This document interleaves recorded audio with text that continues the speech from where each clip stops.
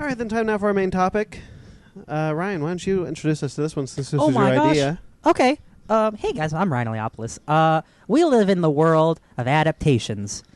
You go to the movies every week, and there's a new Marvel movie, there's a new comic book, a movie based on a book, based off a video game, based on a television show. We're going to the movies to pick up a comic book? No, you The don't. dream. Am I right? Hey man, that's good marketing if they were to do it. But the world of adaptations, like so many things, Spider-Man, Marvel, Arguably Batman, the Disney remakes we were just talking the about. Disney remakes, all of it. Like basically everything's an adaptation these days. There's not a lot of original stuff, and if there is, nobody watches it. Please go support original things. So And I stop think bitching about how. Hashtag support original things. hashtag and also- that, and then you And also hashtag stop bitching about things always being adaptations and go support original shit. also did hashtag you save Swamp Thing. Did you guys see the thing I posted on Twitter where it was just like it was just another rant of like I'm so tired of all these remakes, like we can't come up with anything better because it makes me so sad. And so I was like, you know what? No, don't blame a company's desire for more profits on creative bankruptcy. There are 3 original films out right now. Go see those instead of bitching about the second Lion King film in 20 years. I don't know if 25 years. I don't know 25 years. if it was like the same post related, but like some guy's like, oh, like it's year 2050. I'm walking into my 80th Marvel movie. I'm slowly dying inside, and everyone's like, hey, you don't have to go see those movies. Yeah, don't be a dick. You don't need to be a dick. Hey, because they keep making money, so. Hey, yeah. Also- Yesterday is out. That's original. Yeah. Ready or Not, original. Ad Astra is a Midsummer, high budget sci-fi film coming out.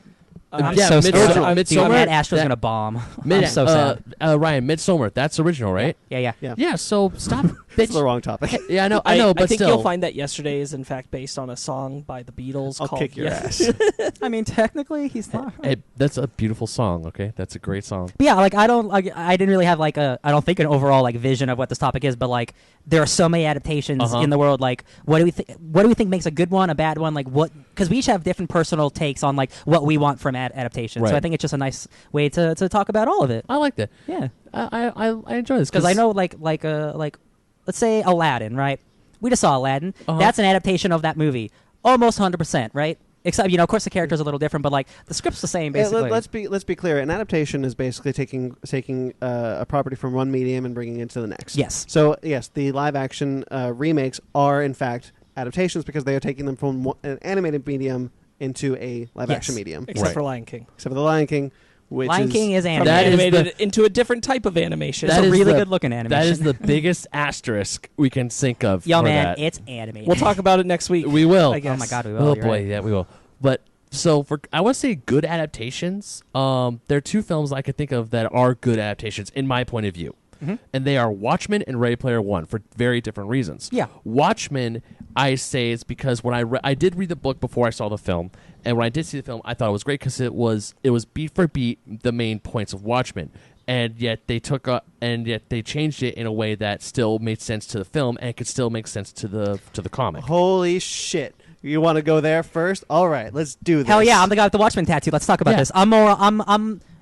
I like the movie a lot. So do I. I think Zack Snyder, hit or miss visually. We can't complain there. He's a great visual filmmaker. I'm going to talk about this through the lens of what the topic is. What makes it a good and bad adaptation? Yes. I think Watchmen is actually a bad adaptation. Okay. I'm not going to call it a bad movie. I'm going to say it's a bad adaptation. Yeah. Okay. The problem is because the creator of the adaptation doesn't understand the source material. That is correct. Starting at the very beginning of an adaptation, you need to understand the material that you are adapting. What makes a good adaptation is understanding, and I do not think that Zack Snyder understood the what he was adapting. Okay. I agree. I also 100% agree with that. Yeah. I think that Watchmen, when we were speaking last week a lot about Spider-Man Far From Home, like film language and narrative and everything, Watchmen suffers from that too. The film language doesn't actually construe to the plot and the story and the narrative and the themes what the book is doing, even though the visual art of what you're seeing is exactly the same. Just copying. It's missing everything that it was trying to say. Just by copying what it looks like does not give you what it feels like. Yes. And in some circumstances, it does work. I will say everything, involving Dr. Manhattan, is almost flawless. From what I read in that comic to how I see Dr. Manhattan, like that is, especially the stuff like I'm on Mars and he's like doing stuff by himself. That is a perfect adaptation. The stuff with Silk Spectre. that is a bad adaptation. And Zack Snyder, she is bad in that movie. Zack Snyder is a person who is not good at this because he likes to take something and he's like, if I make that exact same thing in movie, it work. And that's what he did. Like, look at Batman v Superman, the one scene where Batman jumps off the roof and goes down to the other floor, and the lightning bolt hits, so it's the exact same cover from Dark Knight. Yeah. For a moment. Yeah. And he's like, that's real good because I did the thing. It looks like the thing. That's his logic about adaptation. You lose the power of the thing. By recreating the thing, you lose the power of the thing. For Watchmen, for example, when a lot of people say this is a good thing, I actually don't agree with this. The ending for the movie Watchmen was changed to be Dr. Manhattan was the thing.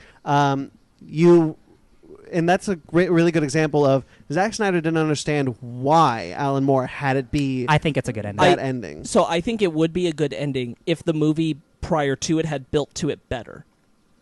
Because I don't think as an idea that the ending is bad. I agree. But I do think that the film narrative, because it hangs so close to the comic, doesn't give me the story that makes that ending work as well as what the comic did. A really good example of what you're saying, Grace Point. Sure, yeah. Grace Point Broadchurch is the adaptation of Broadchurch from Britain to America. Broadchurch had the mystery, solve the mystery. Grace Point is the exact same mystery with a different ending. Yeah. But it doesn't go the same, but it goes the exact same way, and then it's like, nope, it's this. And so Watchmen does the same thing, where Watchmen's like, we're following the exact same beats, but it's a different ending, because. Just real quick, conversely to that, Being Human is a British show, and when they brought it here to the States, they took the same concept, which is a ghost, a werewolf, and a vampire all live in the same place, but they completely changed what the driving story of their arcs were, and took them into an entirely different direction, because in the British one, by the time you got to season 4, you've time jumped like 40 or 50 years into the future with whole new characters, and everyone knows about monsters, and it's a mess. And Being Human season 5, you are just 5 years down the road, and these characters are trying to live their lives. Yeah. And that, in my opinion, is a better adaptation of that idea. I think Watchmen, honestly, the cast saves that movie more than Zack Snyder does, because Patrick Wilson and Jeffrey Dean Morgan and Malin Ackerman. Jackie Earle Haley. She's absolutely the weakest link in that entire movie. I mean, she is. But she's not like the first person I could think of. Yeah. But basically, that entire cast, almost except for her, is really, really good casting. Billy Crudup. Thank you, as Dr. Manhattan. Yes. Because it is Alan Moore's words and it's those actors.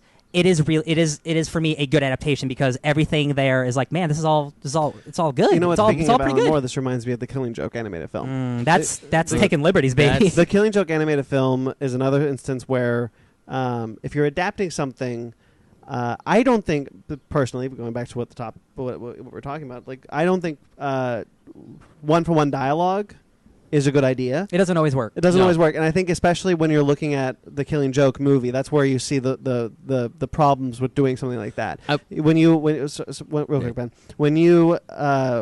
because once you get over the really shitty Barbara Gordon plot that they threw in there, the comic starts. The comic starts. Yeah, but then it becomes Alan Moore's dialogue, and it doesn't sound the same. It sounds stiff. It sounds rigid, and Kevin Conroy sounds like he's phoning in a performance, which we know that Kevin Conroy doesn't do. Yeah. So I think that Killing Joke suffers from that, from being a bad adaptation because of that, among many reasons. I would say Killing Joke suffers because they added two stuff Sex that was gargoyle. Yeah, they Jesus Christ. They added two stuff that wasn't in the original thing. Yeah. Whereas no, you know what? Actually, adding not always bad. I don't think that's always bad. Because take for example, Superman vs. the Elite. Superman vs. the Elite is an adaptation of a single issue. You're absolutely right.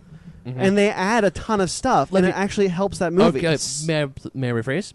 It is an example of adding stuff gone wrong. Sure. Yeah. I think that the biggest problem with adaptations is right off the bat, if you are going to note for note recreate the same thing just in a different medium, you're already failing. Lion King coming out next week. Psycho. Like Lion King's a great example in the sense that Psycho, we've talked about off air, and I'll just bring it up here because I'm not going to talk about it next week, is that if Lion King had decided to start with something like the opening of the film being a flashback to a young Mufasa and a young Scar, and a story about the two of them and what drove them apart as brothers, and how Scar got his scar, as there has been told in children's books before. If they had done something like that, you're already telling me this is going to tell you more of a story in a different way and a different perspective than what the original film did, and you are getting something different from watching this than watching the original again. What we're hearing so far sounds like I'm just basically watching the same movie again, in which case the original is there. It's good. Blemishless, in my opinion. And so why recreate it if you're not bringing anything new to the table? There's no point to translate it over to another medium. Which is I why feel that way about any adaptation. I'm harping on The Lion King because it's current, but any and adaptation, so if you're going to just take the exact same thing and put it over, why are you even bothering? That's why I'm so excited for Watchmen the show. Yeah. Because it is giving me the tone that Watchmen movie did not give me, which the comic has. Despair, a grim situation, an America that cannot get any better. And we bring up Rorschach, right? Like, in the movie, Rorschach's your hero, right? In the comic, Rorschach is a psychopath. Yeah, you're not supposed to like Rorschach. It's very much like, I never get to talk about this, V for Vendetta. I love the movie V for Vendetta. Not a lot of people read that comic. V is a terrorist. Yeah. V is a bad person. Yeah. Here's the thing. I read the book. I love read that the book movie, but years it's after so I saw not the the book. I saw the film first, then I read the book years afterwards when I realized, oh shit, there's Hey guys, most Alan Moore adaptations holy shit. are not the holy same. shit. V for Vendetta is a good example of I think the movie's really good. But it's different. It tries to be different. It doesn't try to do a one-for-one adaptation. It 100% decided I am something different from the book. Yes. Yeah. It made the choice. Yes. Yeah. Whereas Psycho, like you take one, shot-for-shot remake. Psycho, the remake of Psycho with Vince Vaughn, they use the exact same shots, Gus Van settings, Zant's Psycho. everything. Like that is the same movie with different actors, and it doesn't work. There's a butthole on that movie. And you gotta wonder like, well, if it's the same movie, it should work. But just because you're doing the same thing over again doesn't mean it's the same result. There is a problem with going into it with the idea of let's recapture the exact same lightning in the same bottle. It's like a good cover. Covers are different. It's just like songs. Exactly the thing. A good cover of song is different. Yeah. Disturbed. Sound of Silence. Yes. That is an example. Johnny Cash Hurt. Yeah. Oh we were talking about the Disturbed Beatles. The Beatles has an entire album of celebrity singers coming Jim on. Carrey. Jim Carrey, Robin Williams coming on and doing Beatles songs and doing it in a different way. Sean Connery in My Life is amazing. Sean Connery's In My Life is fantastic, and it's an entirely different version of that song. Arguably, William Shatner and Ben Folds' Ben Folds, hell yeah. cover of Common People is better than the original. Arguably. So we're Nerdy Podcast. Let's talk about real quick Marvel and DC in terms of adapting into film, because I think. So for the most part, in a lot of ways, I feel like Marvel and DC have, for the most part, been able to shirk away from direct adaptation problems of what we're talking about up to this point, because whenever they're adapting something, they're usually not pulling from a single concise storyline that is considered pristine. They have decades of stuff to choose from. Yes. I think the closest that any of them have particularly gotten is when they said Civil War, which is pulling specifically from that title. Everybody's thinking about that thing. When before that was Age of Ultron, though. Before that was Age of Ultron. That's not even that book. Before Civil War, I would say the closest they got to adapting one-to-one was Extremis. No. I'm talking purely in title, like what people think they're going to the movie to get. Age of Ultron, I wasn't thinking about, but no, Civil War, just because Civil War, that is people a Civil talk War. about Civil War about a lot. But because you get the title, you think I'm going. It's like if they announced the next Batman movie is The Killing Joke. Sure. There's a certain expectation of what story you're getting because it's coming from a very particular comic. Yeah. As the core of it, and for some people, like Civil War is fine. I'm not here to harp on Civil War for anything in particular, especially not as being an adaptation of that storyline. But when you say things like that, this is one of the reasons why I say I hope there's never a Marvel film called Secret Invasion. Yeah. I don't want to see that title. I don't think it's a good idea to do it. Everybody's going to go in there with certain expectations. You are going to disappoint somebody. Yeah. It's Star Wars: The Force Awakens was originally going to be called Shadow of the Empire. Mm-hmm. That they were just going to steal that title. They were going to steal that title, and that's I mean, rude. They can. No, I know. It's not nice. They were originally going to do Shadow of the Empire, and so that became a whole thing where they knew that if they called it Shadow of the Empire, they knew that people would expect that book. Right. Yeah. Or was that also the video game title as well? Yeah. Also, by the way, Shadow of the Empire does actually thematically make sense for what the movie does, is. but it's just so rude to that entire canon. It is. So, but DC and Marvel are kind of lucky in most cases because they can get away from that because they rarely ever go for, I'm going to say a title of this thing. I wasn't specifically titles. Talk about character. No. Because I know. Marvel gets That's- characters right, and DC. That was how I wanted to it's start taken a this while. conversation. Okay, I knew what you were going for, but that's how I wanted to start this. Is that I think when they get the reason why they get away so far away from getting a lot of adaptation flack is because none of them have specifically tried to be an adaptation. Although secretly, in some ways, Batman v Superman was Dark Knight, and yeah, so secret. There's barely any fighting exactly, between them. And you see how that failed because everybody went knowing that's exactly what that movie was supposed to be, and it fails on every level because in half of the movie is a direct adaptation of it, and half of it is not. And it's not paying service to any fans on either side of the table. What I think Marvel actually does really interestingly, you see with Spider-Man, and we talked about what we want for the X-Men.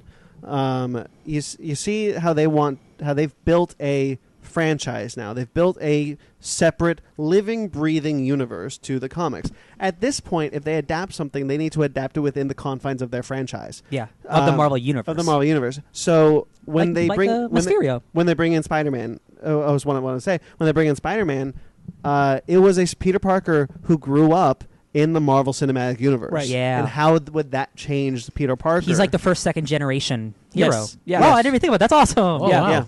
Yeah. You're absolutely correct. I think that the Marvel Cinematic Universe films have had the advantage of they are very willing to bend with what they know works, even if it goes against comics. Thor is an excellent example of this, where they found what worked for Chris Hemsworth, and it wasn't about keeping him beholden to the Thor classic of the comics, but allow him to work in the way that works best in the movies. There was an article that, you know what, air quotes, article that Slash Film put out that said, this is why Marvel screwed up. And it was an entire listicle about why they screwed up Thor, because we could never get the version of War of the Realms that was just aired in comics. We can absolutely still get that. And you're like, wait a second. First of all, if they ever did War of the Realms, they would probably adapt it to fit their franchise. 100%. Yeah. Like, what are you talking about? Yeah. Age of Ultron, the comic, is about Ultron going back in time and rewriting history so he rules a universe. That is not what Age of Ultron, the Avengers movie, is about. Civil War, the book, is completely different from Civil War, the film. To be fair, it is still Iron Man versus Captain America. But that is core to both stories. But the way the quote-unquote Civil War starts is vastly different. It's still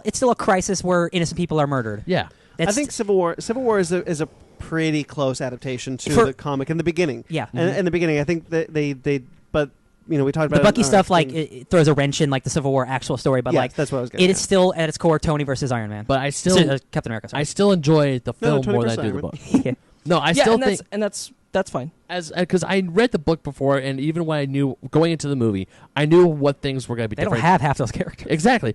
But I got out of the movie. I said I would still feel that the movie was still a very faithful adaptation of the basic Civil War storyline, where it was Tony versus Cap and one of them losing in the end.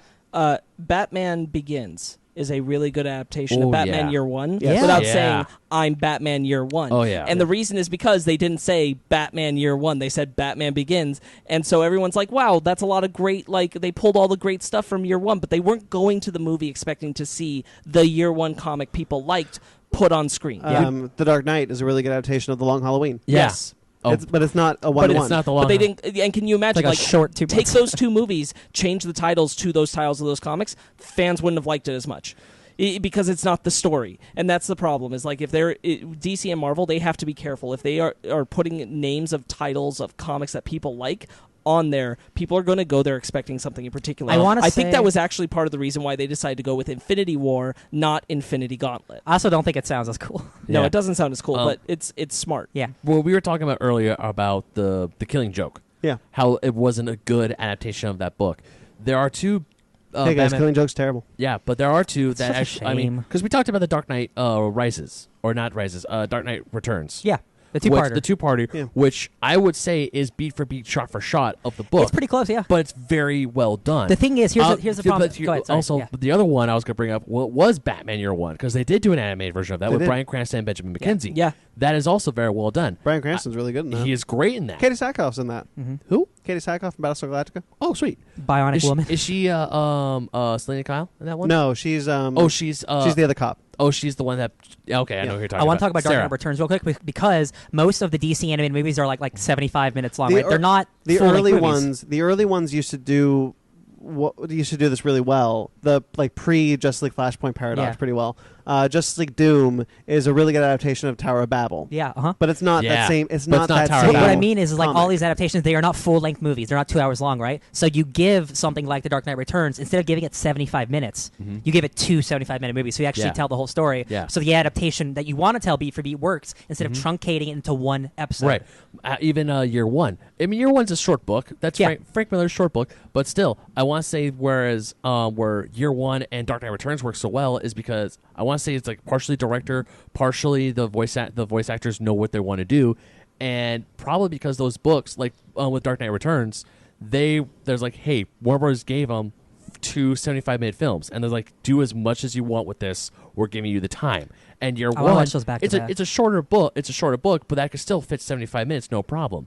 Whereas since The Killing Joke, that's already a very short book. That's like what 20 minutes to read. They if that. added, yeah, they added had nonsense. to add more stuff Yeah. because they can't put out a 15-minute short for that. There's no way in hell. The Dark Knight Returns is actually probably The best? it's an exception. It's an exception, not the rule. Yeah. Because it is a beat for beat adaptation of The Dark Knight Returns. But it's so, And it's got RoboCop as but Batman. it's but very it- well it- done. but it works.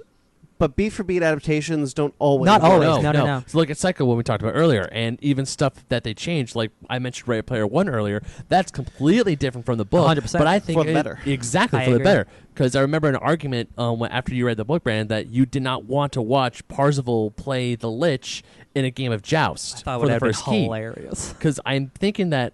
Like if they were if they were actually jousting, that would have been cool. But they were Yeah. just playing the game Yeah, they're joust. they're Like, just what playing. are you doing? They're just playing the video I game think, Joust. I think Rookie some of move. it. I think some of it is in the way you portray it. Like if it had been a like he enters, there's the Lich, and he rises up, and it's like battle, and it smash cuts to them with the arcade game, and That's they're playing exactly against each what other. I imagined. That's humorous. If you know how to cut it right, it can Yeah. be humorous. Yeah. But it's having a vision for it and everything. I think that Ready Player One is one of those where I think like there are things in that movie that were much better, and there are things in that book that were much better, and neither of them are fantastic in either way. But I agree overall that Ready Player One, the film, because it allowed itself to be different, improved upon. I think it really book. helps having Yeah. Steven Spielberg. Because Well, I don't that know too. how many filmmakers could do that. And also, for a movie. I want to say for Ready Player One, already that the novel, if you read it with your minds, like the way I saw a visual Read it with your minds? Shut up! Mind's eye. I had my mind's eye. The way I imagined it was already very visually spectacular.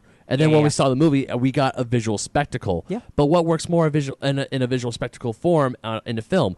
To a human and a lich playing an arcade game, or a batshit crazy drive through New York City That's with pretty cool. with the DeLorean, the bike from Akira, King and King Kong. Kong just wrecking your shit. Pretty And you dope. got to go backwards. Yeah, That was a cool sequence, actually. Yeah. Yeah, Oh, I'm of two minds about that. So my thing is that Ready Player One isn't a book I feel this strongly about, but I feel like if you are trying to play an angle of like this is kind of an homage to video game history more than anything else, going for the spectacle when you go to the film of the driving thing loses some of the messaging of what that book wanted to be about. Yeah. Right. I don't think that book executed that message that well to begin with. No. But if that is what you're going for, the movie as an adaptation traded, already lost the meaning of what the book was trying to It do. traded character for spectacle, but in this case, I think that was probably I better. didn't really I think that was mind. for the Yeah. better. Yeah. But that is the symptom of a problem that bothers me in other films that do the same thing. Going back to the Marvel DC thing that you were talking about, there's definitely like the films across the board.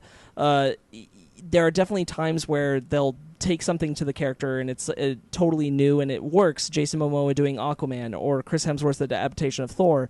I don't feel like I'm losing core fundamentals of who those characters are or Yes. anything. Right. Spider-Man and Spider-Man Far From Home is one where I'm starting to feel like I'm losing core fundamentals of who Peter Parker is. Part of this is a class thing. Peter Parker has always been a poor character, not somebody who has access to rich resources, and this is starting to be a little bit of a problem.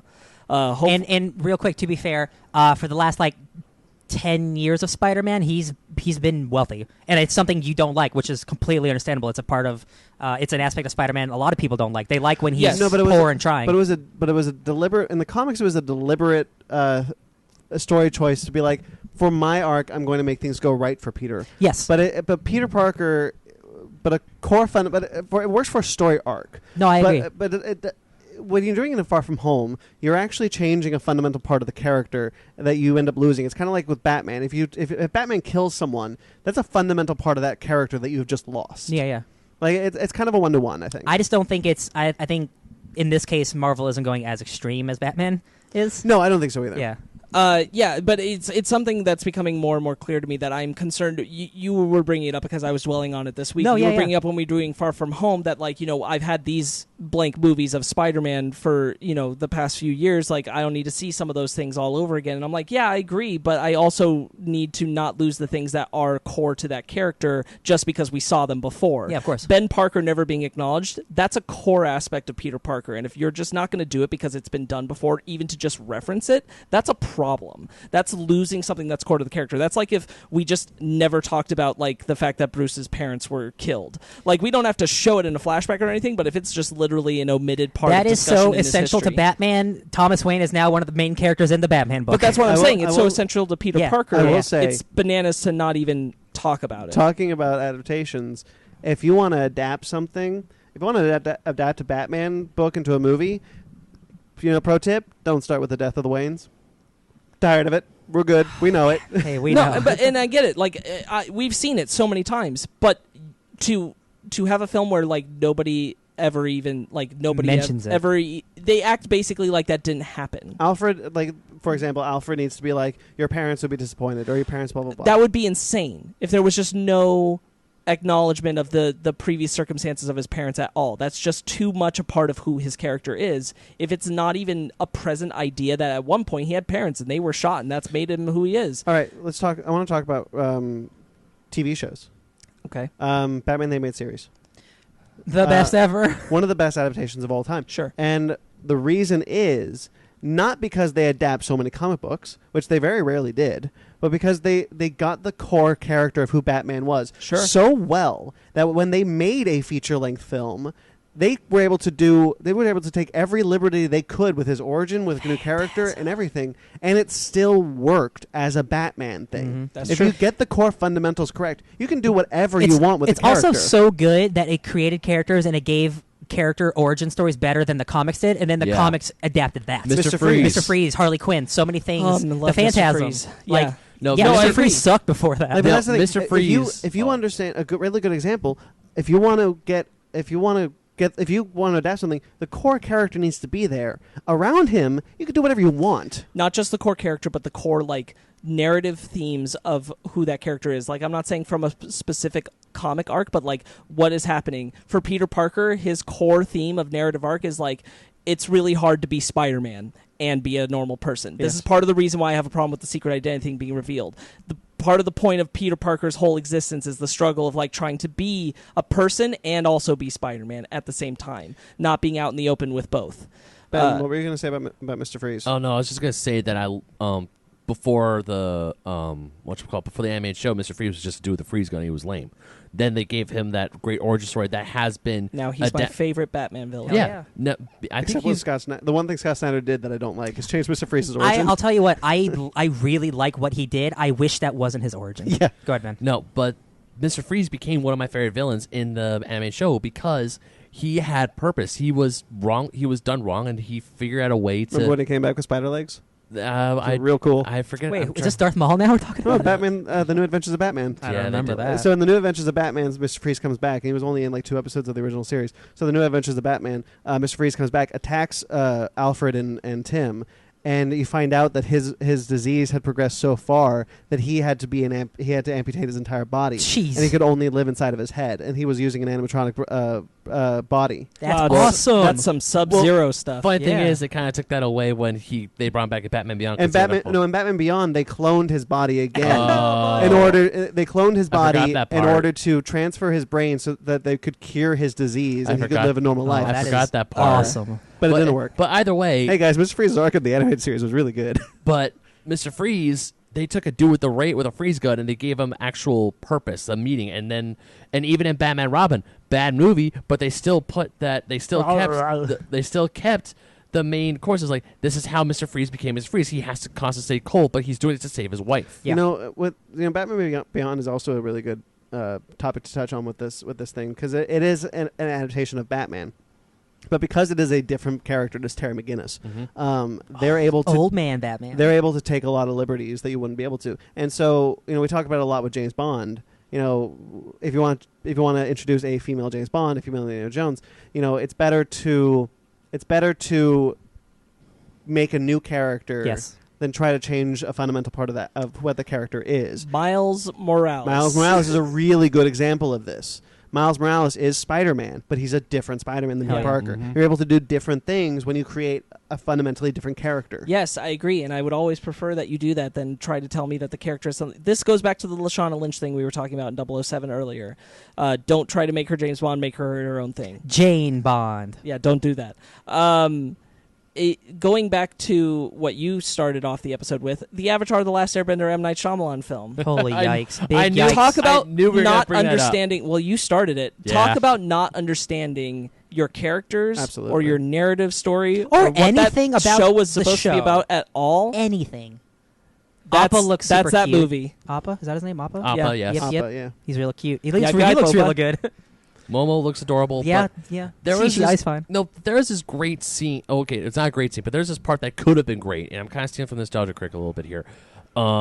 Where in the film, in the Last Airbender film, it's the scene where Aang is at the northern air temple, and he sees all the statue of his past lives. This could have been a great scene of him coming to terms with the fact that he has to live up to this grand legacy and make up for all the years for the 100 years. Yeah, he ran he's been away gone. like a Yeah, coward. he ran away like a coward. But it could have been a great scene of him like accepting his responsibility as Avatar. Instead, it just turns into something really dumb and stupid that I don't remember. You know what's a really good example of The Last Airbender? Sorry, Sparks, real quick. I talked to Pi, my friend Pi, who's been on the show, about this a lot when The Last Airbender came out.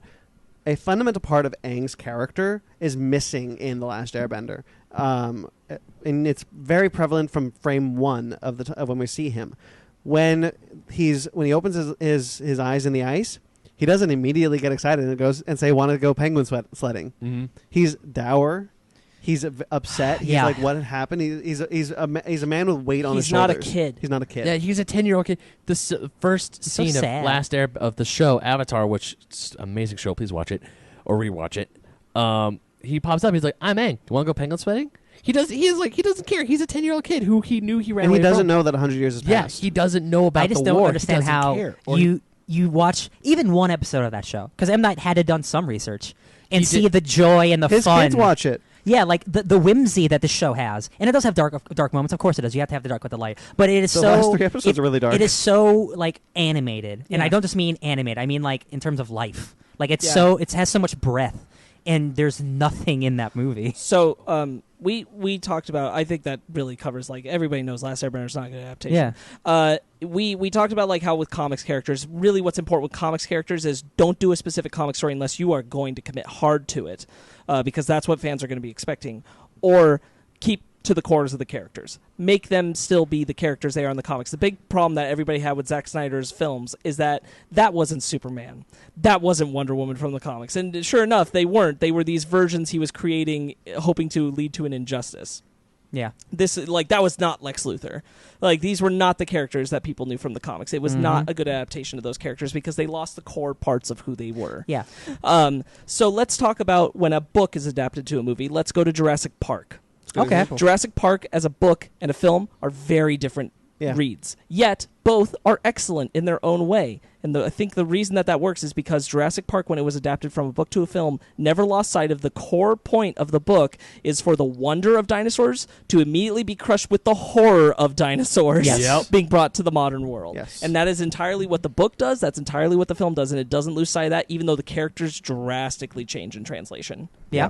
But we're talking about characters keeping their thing, like their core tenets. Do Yeah. the characters in the movie? No. Are they- No, Hammond's a 100%. Oh yeah, Hammond's a dick in the different book, right? character. But the idea of Alan growing to accept his role as a father, not in the book. Okay. Yeah, that's really good stuff. That was They're- something they're- that Spielberg added. Yeah, and the stuff in the book is good too. They are essentially translated into being different characters. That's cool. But the way that they're translated, in some ways, what it is that it works.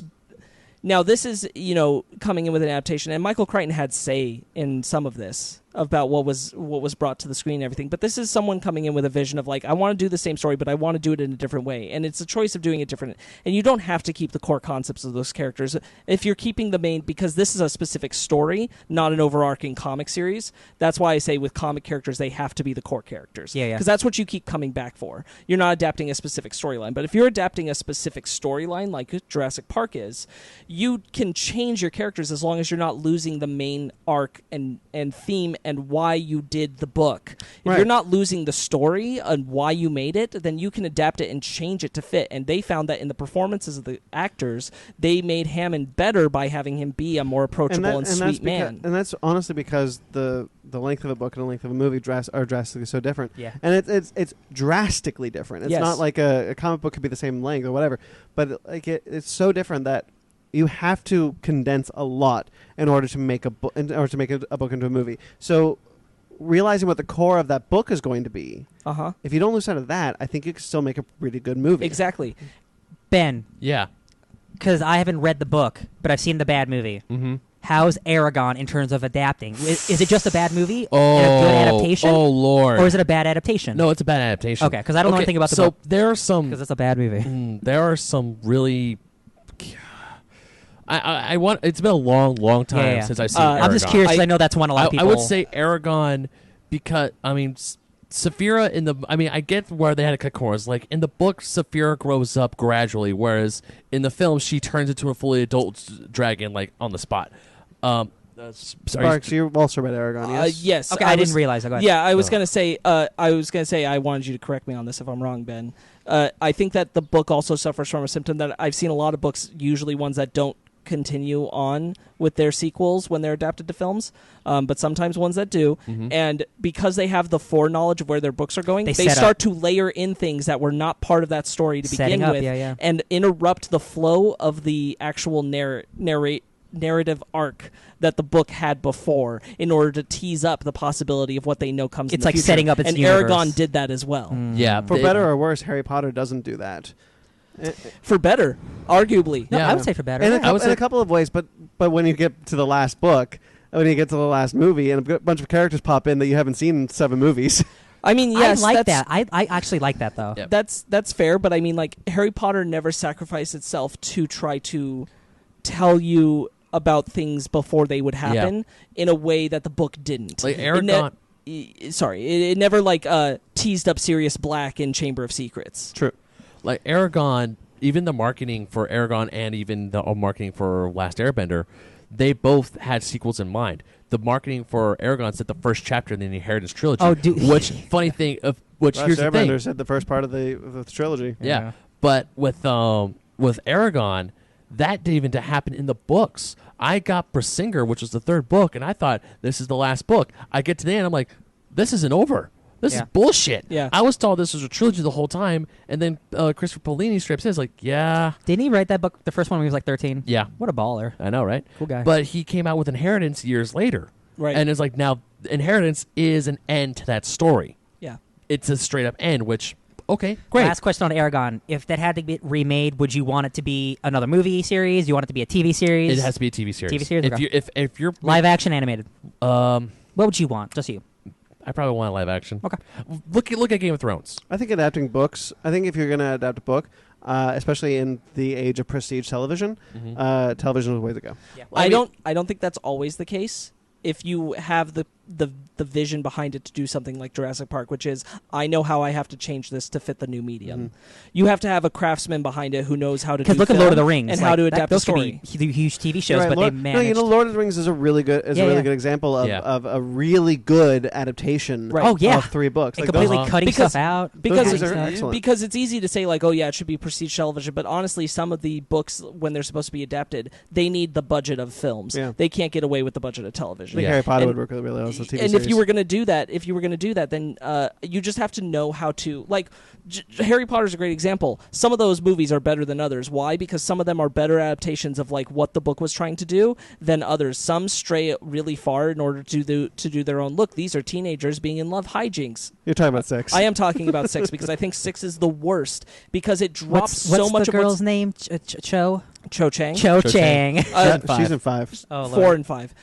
They drop so much of what's important from the Half-Blood Prince in order to pay lip service to these things that they think are more entertaining for the films. Yeah. And sometimes changes like that can work, but they lost the through line of what was important about the story the book was telling. That's why I think the David Yates later films, the Half-Blood Prince, Deathly Hallows 1 and 2, are the weaker of the Harry Potter films. Yeah, that's 100% why I'd agree with you on that, because you can tell, like, you had Alfonso Cuarón and Christopher Columbus, and I forget the guy who did the Goblet of Fire, but those guys were people who knew how to approach a film and to craft it from a book to the screen, making the changes necessary in order to make the time constraint work, but still keep what was essential to the story and to the characters. Yes. And the later Harry Potter films are worse at that. I would say that Sorcerer's Stone is, I think, to me, a near perfect adaptation.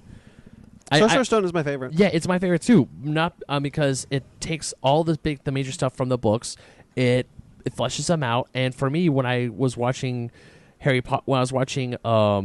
Sorcerer's Stone for the first time, I'm watching the film. I mean, yeah, it took out Peeves, which sucked, but you know what? I was okay with that. I didn't like Peeves. You don't need Peeves for the narrative of the story. Hey guys, do you know what the guy who directed Harry Potter and the Goblet of Fire? You know what the next movie he directed after that? What? Prince of Persia. Oh my God! What? Yeah. What's his name? His name is Mike Newell. Wow. He's not. Wow. He's a guy. I'm not saying it's his fault. No, yeah. He also did a romance movie like Life in the Times of Cholera or something. Oh, that's actually a really good movie. Yeah. So yeah. So no, it's. And that's the thing, is like, it's not always on one person. Yeah. Teams make these films, and it's not always on one person how these adaptations I remember go wrong. watching the film Goblet of Fire, and I was really looking forward to the scene in the Triwizard Tournament, the maze, where Harry confronts the Sphinx. Oh, yeah. It's not vital to... You know what? Harry Potter and the Goblet of Fire is a really good adaptation of that book. It is. It strips away all of the fat, and I think Half-Blood Prince also, not Half-Blood Prince. This is why Order I of the Phoenix. specifically said it. Yeah, I think Order of the Phoenix and Goblet of Fire are really good adaptations of their books because they strip away all the fat and just focus on what the narrative of the movie is. Because you had to, because the books were getting longer, but the movies weren't going to. Yeah. Yes, I think that Harry Potter is an excellent example, progressing over time, especially of how adaptation can be done well and how adaptation can be done less well. Yeah. Not necessarily as garbage as some of the other examples we've talked about, but it certainly happens. I definitely want to talk about one that I'm like, I can't not bring it up. Hey, here's Dragon Ball Evolution. Jesus. Why is Dragon Ball Evolution a terrible adaptation? Oh, let's count the ways. No, but seriously, all of them. No, but seriously, like, it's going into Dragon Ball Evolution, this really speaks to the whole thing of like. Arguably, Dragon Ball Evolution did the thing that I wanted, which is they knew they were going to be telling the story in a different way. They made a choice. They were just bad choices. But they did at least make a choice that, like, we are telling the story in a different way. We're not going to go about it exactly the same. It's not going to be the same thing you saw. That being said, they lost everything that was absolutely core to those characters, right down to the fact that Piccolo should be green. Because we know James Marsters was on set saying, make me greener. And with Dragon Ball Evolution also has a larger problem of just anime adaptation, Western anime adaptation. For sure, but have a harder time. But we're talking working. Adaptations in anime and video games and books. This all happens. Yeah, it doesn't help that it's also just a really bad movie. With Dragon Ball Evolution, you have, and I guess for the example, like none of these that we're talking about are like hard and fast rules. Like you could do a film like Dragon Ball Evolution where you take a lot of liberties and you would still. You could come up with a good movie. It's having a vision behind it. This Dragon Ball Evolution was a cash grab movie, 100%. Right. I don't know what anime movie or what big movie came up before to get Dragon Ball launched. Because every time that happens, like, let's say Ghost in the Shell was successful, or whatever. Let's do something else. Sure, something it wasn't that. Dragon Ball. There had to have been a big movie at the time that Dragon Ball Evolution came out. Dragon Ball Z had just ended in America, hadn't it? Yes. Dragon Ball was at a fever pitch. Yeah. The likes of which we were only seeing again. No. Dragon Ball GT had already started at that point. Dragon Ball Z had been over for a while. Oh, no, you read GT was GT started. had ended. Dragon Ball was kind of dead. Yeah, No, it came out. The only thing that was really nowhere. popular in America, like really popular at the time, was games. Budokais. Yes. Well, I still, 10 years ago. I still think that the Dragon Ball Evolution movie came out of the popularity of the Dragon Ball anime. It came out of a hopeful, perceived popularity of the Dragon Ball franchise that didn't exist at the fever pitch it does now. Now it's insane, yeah. I mean, what we're seeing now is incredible. We're living a post-Broly world, thank God. Now we got movies like we're living in a world where every month there's articles about when the next movie's coming out. If you could have done the same movie adaptation, Dragon Ball Evolution, as long as you hadn't lost sight of what was important about those characters and the story that you were telling. If this is a story between Goku and Piccolo, you have to make Piccolo the king demon he's supposed to be, and you have to keep Goku on the side of good. You can't create this narrative plot. If you're trying to bring in fans of this franchise and you're trying to stay true to that story, you can't create this narrative plot where Goku was once the slave of Piccolo, and that's something that like haunts him about the murder of his grandpa Gohan. When I was trying to think of bad action movies, thank you. That's what I was looking for. Dragon Ball Evolution is a bad action movie. Mortal Kombat is not going to be like that. Dragon Ball Evolution also has Piccolo kill Gohan. Yeah. Grandpa Gohan, not Goku. Right. That really changes the story. It does. Like the whole thing, it's just misguided. It's misguided in every way, and it doesn't know how to translate its characters. And any amount that it did was only because the actors were familiar with the characters to begin with. You know what it does?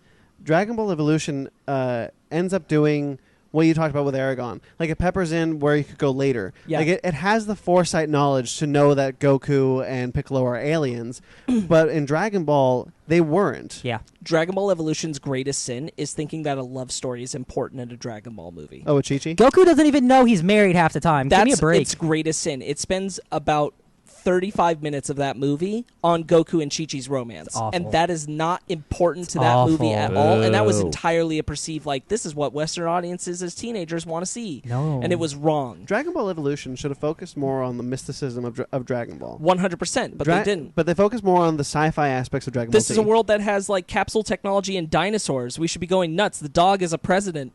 Anyway. President dog. Yeah. That was the king. So I do want to circle around to this one because the president is the king. It's probably one of my staunchest, like, most difficult to wrap my head around.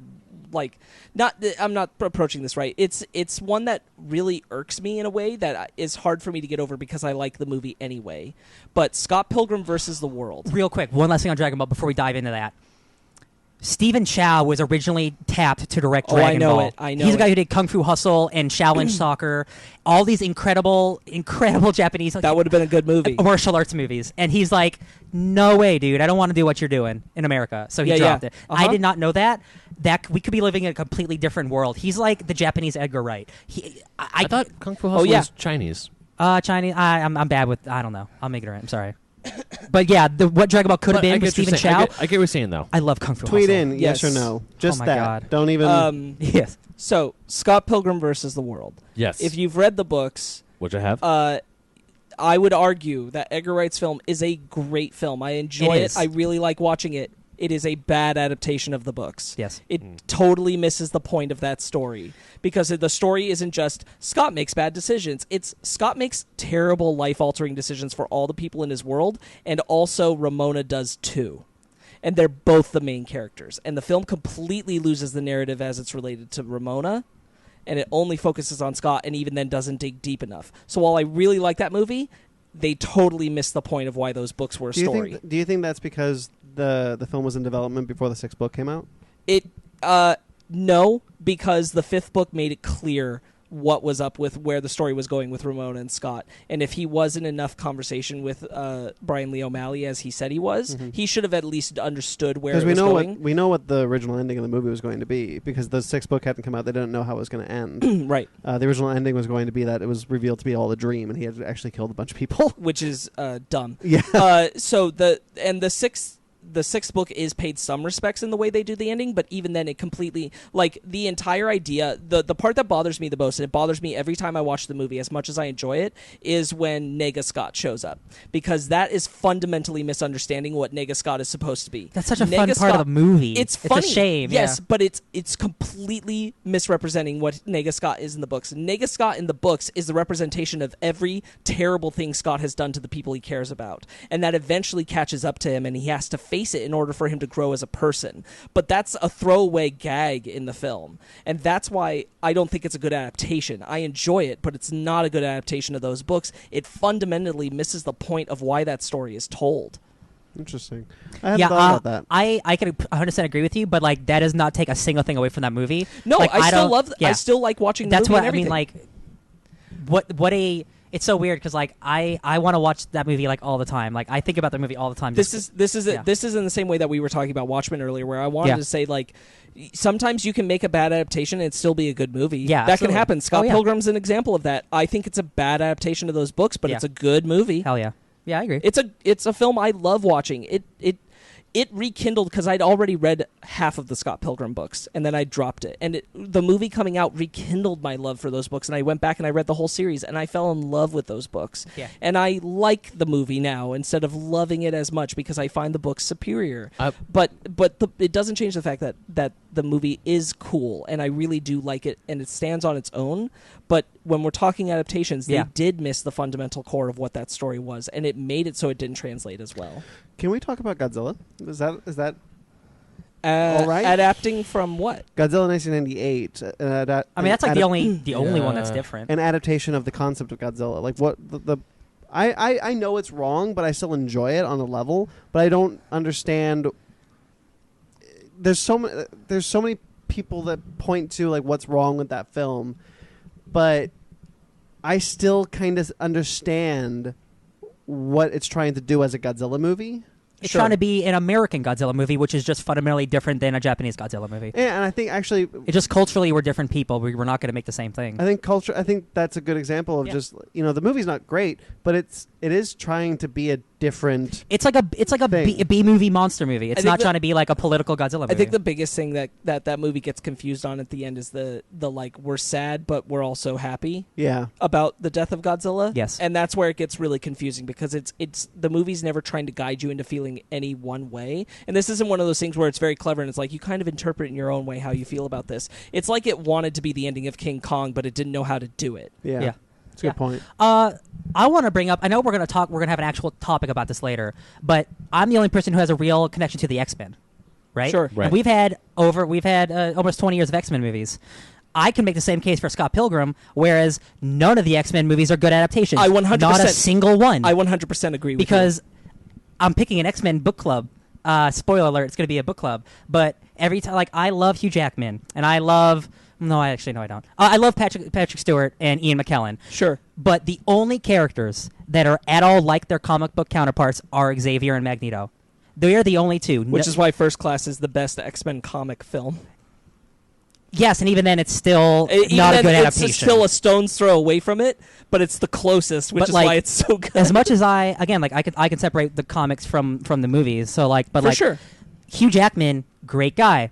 He is not Wolverine. He is not Wolverine. But here's a really good here's actually a really good example. Logan. It's not Old Man Logan. No. They knew they had to build Again, that's a bad adaptation. Good movie. But they knew they had to build something completely different. They weren't going for Old Man Logan. Yeah. They were going for a similar vein. Yeah. But with a franchise that couldn't deliver an Old Man Logan story, so they delivered what would be their equivalent. And again, that's maybe the best example next to Scott Pilgrim of, wow, what an Oscar-winning movie, not at all like its adaptation, not at all like its source material, which again, it's not a bad thing. No, it doesn't always have to be a bad thing, and I 100% agree with you about all of that. And which is why I'm really, the main reason, not besides like business stuff, like why I'm excited Marvel to get the X-Men, because if Marvel gets one thing right, it's their characters.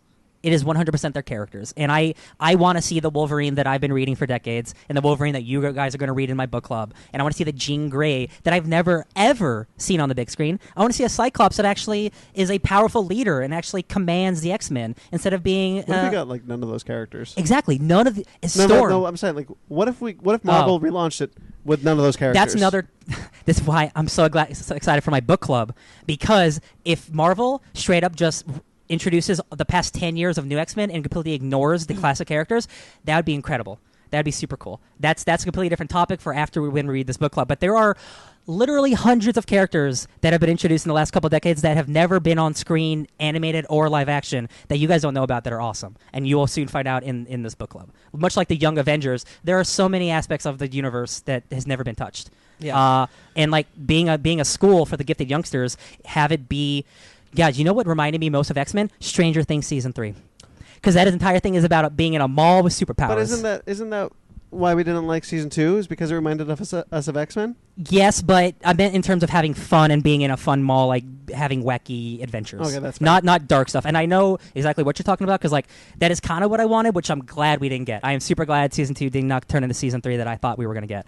But the X-Men, they're not those movies, but they are good movies. So I'm just... I always argue that the majority of them are good movies. Yeah, absolutely. Yeah, like a lot of them are pretty standard, good to great movies. they are not X-Men adaptation movies at all. Just look at the Dark Phoenixes. Look at Apocalypse. Even X2 is my favorite. That's a decent adaptation. Let's go back a little further. Let's talk about those early adaptations. The Blades, the X-Men. Blade's pretty okay. No, Blade.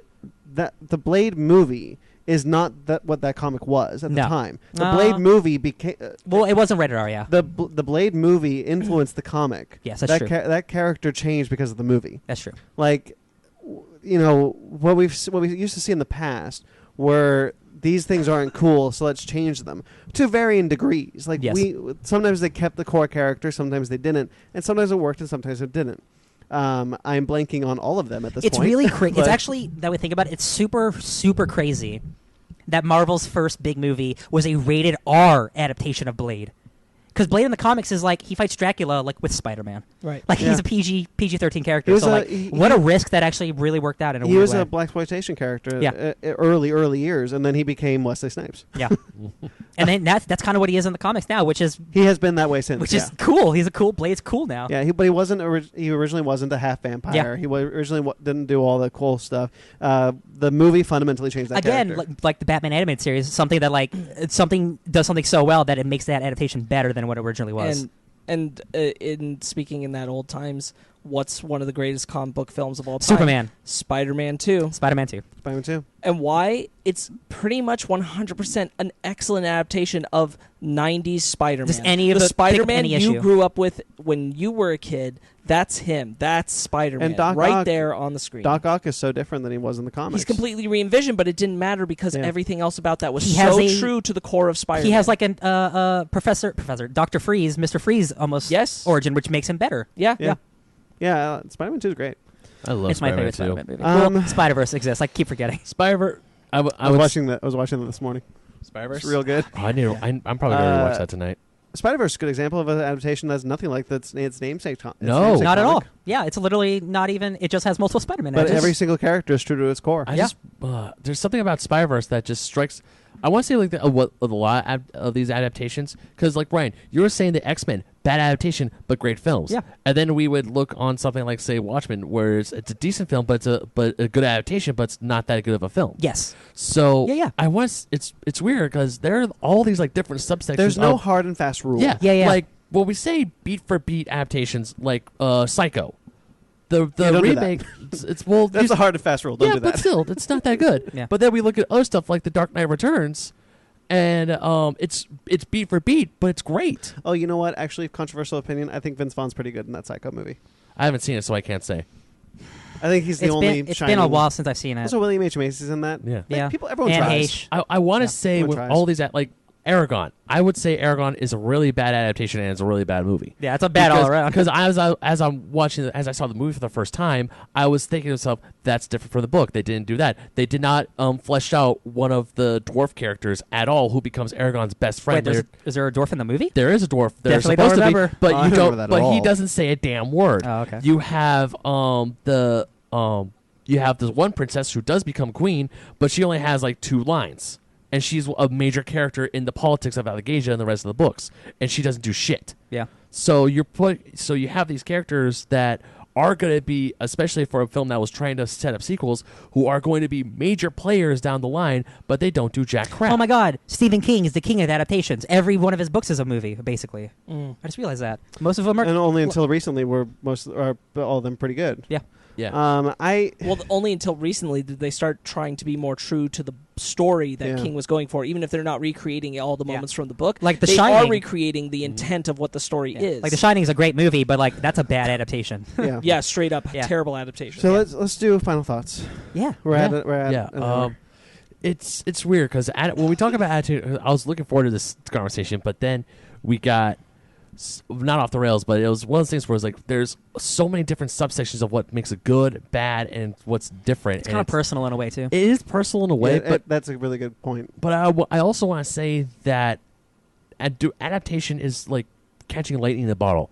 Like if I had the chance to, like when I was a kid, when I was really getting into Final Fantasy games, there were three games I want to adapt into either films or TV shows, and that's Metroid, Final Fantasy 12, and Final Fantasy 7. I've given up on. We didn't even get into video game Yeah, I know, adaptations. but They're mostly all bad in their movies. they're mostly all bad. But I wanted. I mean, 12, I think you could turn that into a 12-episode miniseries, hour and a half each episode, but it has to have a big-ass budget. Metroid, I think that could work great as a science fiction horror film. Oh, yeah, dude. I think those could be great. But once again, it all depends on, I think it's like all art is subjective. So, 100%. So I mean, yeah, we all will have good adaptations and we all have bad adaptations, but it really just depends on how you yourself feel. What am I? Oh. No, let's go because I had this on my mind. Starship Troopers is one of my favorite movies. That is furthest. That's also one of my favorite books. Yeah. It is one of the furthest adaptations to a book you could possibly imagine. Both of them are great in their own ways. I think it's super interesting because like it is very personal. Like, things with like Spider-Man connect differently with you, or is like connect with me. It is really personal, and I guess at the end of the day, as long as the movie is good, it doesn't really matter. Yeah. So just make it good. Yeah, I guess. World War Z is a really good example of that. Yeah. Oh, I good. love that book, and that's just a journalist talking to dudes. Where that turned into a huge action movie. The movie's pretty good. Yeah, it's not bad. There's a game that just came out that's Left 4 Dead. Sparks? I think that the core of it always comes back to, if you don't have a reason for it, even no matter how close to the source Whether you you're change it staying or not. or how far away you're going from changing it, if you don't have a clear idea of like why you're doing it, or you're actively working in a direction that is away from what was so intrinsically important to why the story was told in the first place, then you're doomed to failure. I think across the board, when we all agree that something it doesn't work, it's because it feels like it was just done because, or it wasn't done with any thinking about how it related to the original source or why the original source was important. Even things like Paper Towns, which is a book I absolutely love, I don't like that movie because the third act, they completely lost the point of what the story was about. And I don't understand how that happened. They completely changed it, and it didn't work. Death Note, the live-action films, go in their own direction. They go in their own direction away from the anime, and they had a clear choice, but they stay true to what the story was really about and the characters that were in it. The American one, talk about missing the point. Yeah, 100%. So it's always just you can make changes or you can not make changes, but whatever you're doing, you have to have a reason to do it, and you have to be staying true to what started it. You have to keep some core part, otherwise just make a different story. There's no reason to adapt it if you're not going to keep the key pieces that made that story important to begin with, why it was being made in the first place. I just have one video game movie I want to talk about, and it's the original Silent Hill, because I made a couple different ones. The first Silent Hill, it's like a 7.5 movie. It's fine, but but it's the aesthetic and the score and like the acting, and like the person who made that movie is like a super artsy French director. That dude gets Silent Hill the game super well, and the movie's kind of okay, but like the aesthetic and like the design. What? I don't hate the sequel either. I haven't seen it, so I don't know. It was in 3D. It's got Jon Snow in it. But yeah, Silent Hill is an excellent adaptation of Silent Hill. I don't know if I have much to add to that, but it is. Ryan was absolutely right. It is super personal. It really depends on what you're looking for. Like if you go into Aladdin looking for the same movie, you'll be happy. But if you want something different, then you won't be. Yeah. But for people like, like Spark said, like there's got to be a reason for a change. Change for change's sake very rarely ever works. Even Aladdin, as you said, has some difference to it. For the better. It's the thing that, as we'll talk about next week, it's the thing I dread about The Lion King, that I feel like it's just I could watch the original instead. If you change something, there's got to be a reason for a change. You gotta follow that change for how it's going to fundamentally change. It's 30 minutes longer than the original too. I've heard that's interesting. Lion King is adapted into a Broadway musical, and talk about change, but not for change's sake. Such a good play. Made strong choices and kept the core of what was important. Yeah. All right, so let's. That was a nice jaunt. Yeah, should we move into our book club? Yes. Sure.